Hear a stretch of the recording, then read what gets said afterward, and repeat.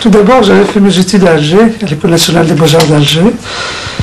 Terminé, je suis venu à Paris au Art Déco pour faire archi. Et parallèlement, j'étais pas satisfait. Et il y avait une section qui venait juste de naître, c'était le mobilier, qui était dirigé par Jean-Claude Maugirard. Alors là, j'ai plongé dedans parce que c'était quelque chose que j'adorais, parce que avant j'aurais aimé faire de la sculpture. Je n'ai jamais fait de sculpture, et dans le mobilier, ça me permettait de toucher la matière.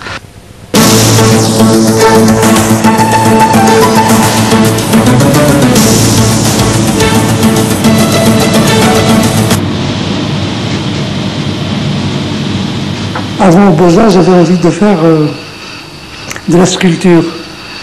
Et là, je me suis retrouvé pour faire du meuble, et j'adore bien les choses palpées, travailler, toucher la matière. Si ça ne va pas, il faut enlever, ajouter. Et c'est pour ça que je me suis retrouvé à faire du meuble, et j'adore ça.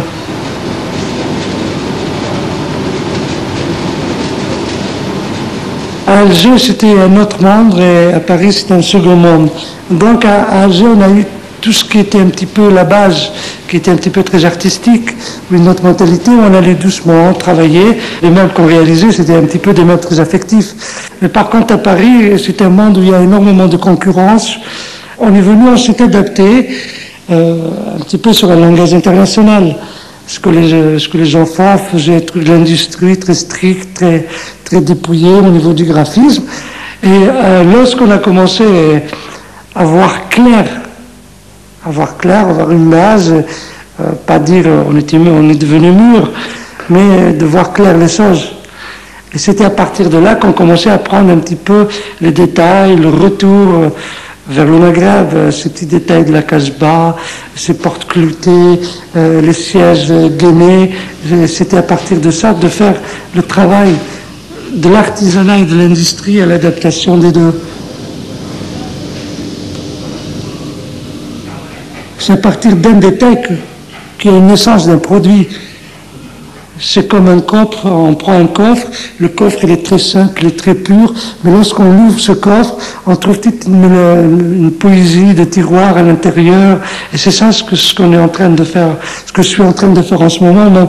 Lorsqu'on va, on a un meuble qui est très simple, sur 4 pieds, mais on est là, on dit tiens, mais qu'est-ce qui se passe à l'intérieur? On ouvre, on découvre tout un monde à l'intérieur de poésie. À l'époque des années 80, où c'était juste, on demandait la fonction des meubles. Et là, j'avais travaillé des meubles très rigoureux, simples, noirs, un petit peu en s'inspirant un petit peu du style Mousserabé. Et ma deuxième phase, où j'ai travaillé un petit peu le meuble cintré, très cintré, où on trouve le cuir, une multitude de couleurs. Et la troisième phase, qui est purement un petit peu, c'est le retour de l'artisanat, c'est le retour de l'ethnodesign et de la personnalisation des meubles très ethniques.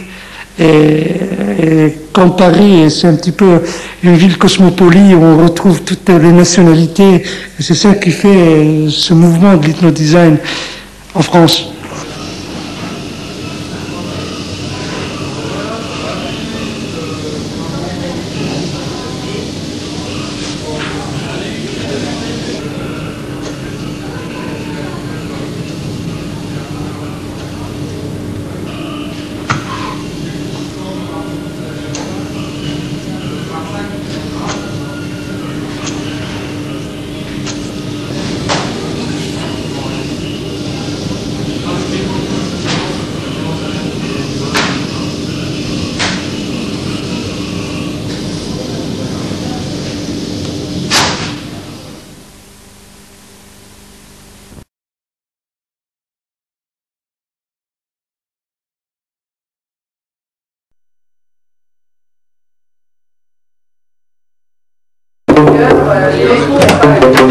Alors, bonsoir.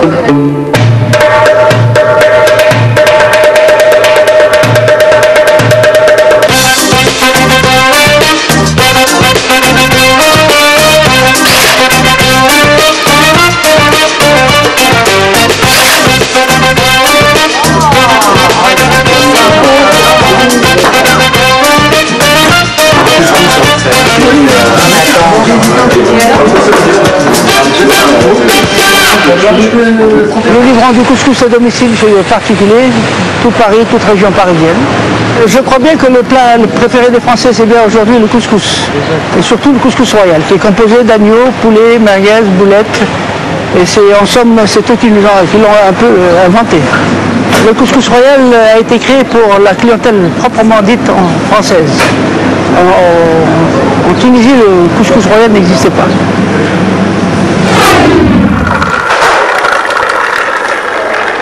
Le couscous commence effectivement à être associé à la France. Moi, je me rappelle de mon dernier voyage à New York, où j'étais voir un petit peu les produits qui existaient à New York, et j'ai trouvé chez des traiteurs comme disent des Luca ou Citarella des paquets de couscous où c'est marqué French couscous, le couscous français. Et je ne savais pas finalement si j'étais en colère mais j'étais quand même amusée parce que je me suis dit que les Français ont tellement aimé notre plat qu'ils l'ont complètement assimilé et intégré.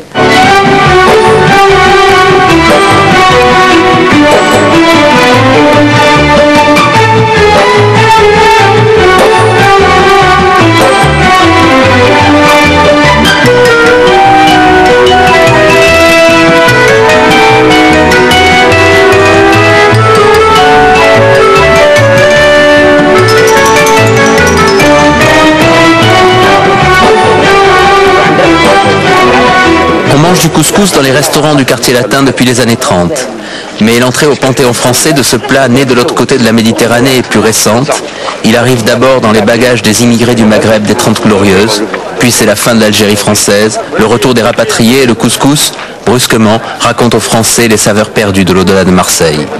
Quelle merveille ce couscous! Une semoule aussi légère! Elle est bien, ma belle fille! Cette viande, ces légumes! C'est pas elle qui l'a fait, maman. Qui c'est alors? C'est Garbit, belle maman. Garbet? Qu'est-ce que c'est celui-là? Couscous Garbit, c'est bon comme la badji.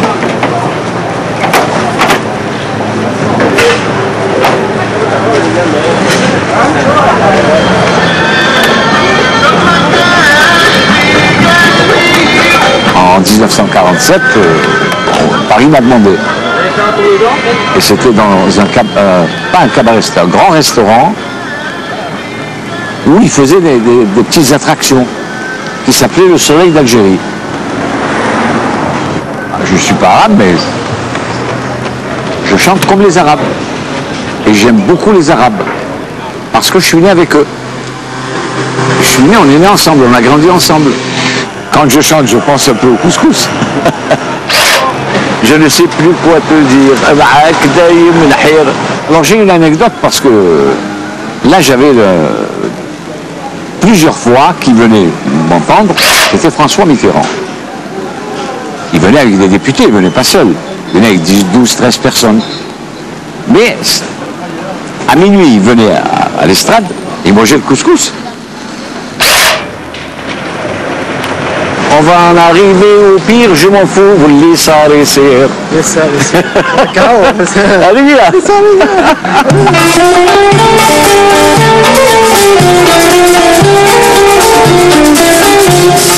Et aussi par les Juifs chassés d'Espagne qui se sont installés, enfin certains, en Toscane.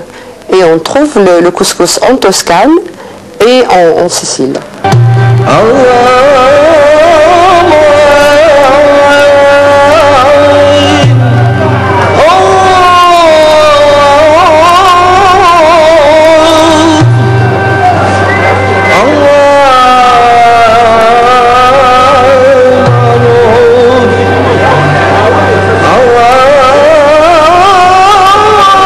Des recettes de couscous dans les textes arabo-andalous du XIIe siècle. Pourtant, le couscous est resté depuis ouvert à tous les métissages, intégrant au fil des jours les épices qui naviguent en Méditerranée ou les légumes tels piments et tomates venus des lointaines terres d'Amérique.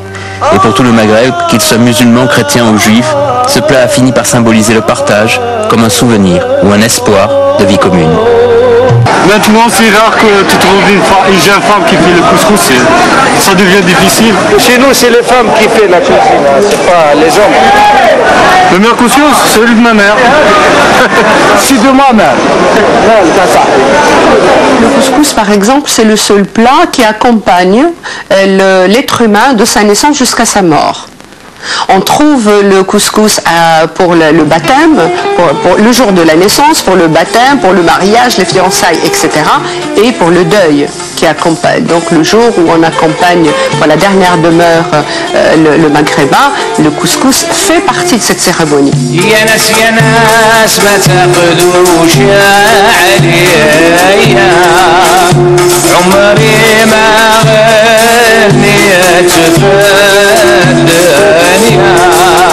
لو كان ماشي العروس لا عزيزة عليا ما تسمع وحاسين هاد الجمعية.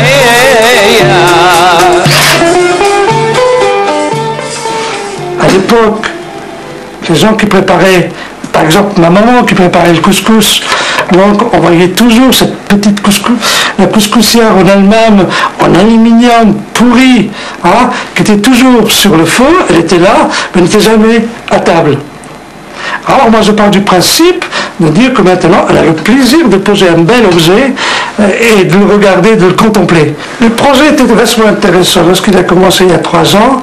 Donc Alberto Alessi m'a proposé de travailler sur une couscoussière. Effectivement, c'est un projet qui est très dur. Donc j'ai dessiné le projet, je l'ai envoyé, et au premier prototype, c'était le coup de cœur. Tout le monde était satisfait du projet, moi je n'étais pas satisfait du projet. Pourquoi? Parce que je leur ai dit, la couscoussière toute seule ne vaut rien. C'est pas bien. Alors il me dit, explique-nous pourquoi c'est pas bien. Je dis oui, mais lorsque vous mettez la graine, il faut la graine la préparer quelque part.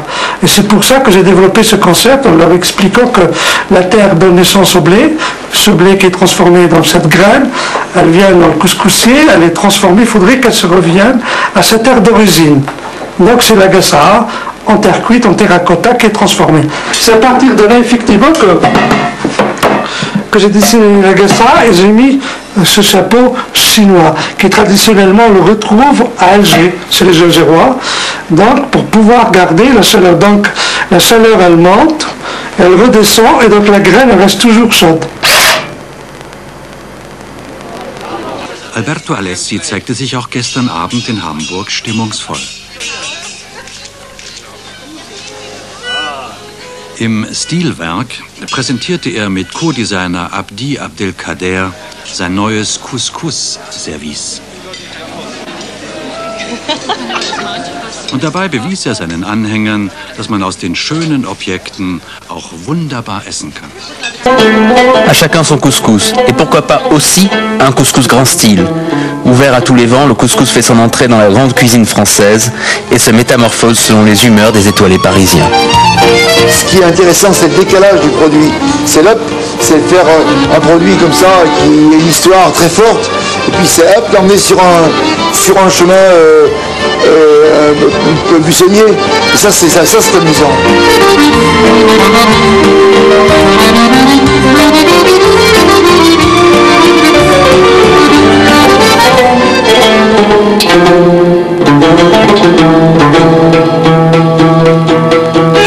L'idée du homard correspond bien en fait un petit peu à l'idée de l'agneau, c'est-à-dire une pièce de viande un peu importante, enfin une pièce de viande, pièce de crustacé un petit peu importante. Lorsque le homard est rôti, il y a des saveurs tout à fait intéressantes et en plus qui sont un petit peu mises en évidence par l'apport du vadouvan, des fruits, de la girole, du poivron. Et en plus, dans ce plat, il y a un bouillon, donc ce bouillon enrichit donc la semoule, la graine. Et on a donc quelque chose qui est extrêmement goûteux. Ce qui est intéressant dans la graine de couscous, c'est de la travailler, c'est d'en faire autre chose.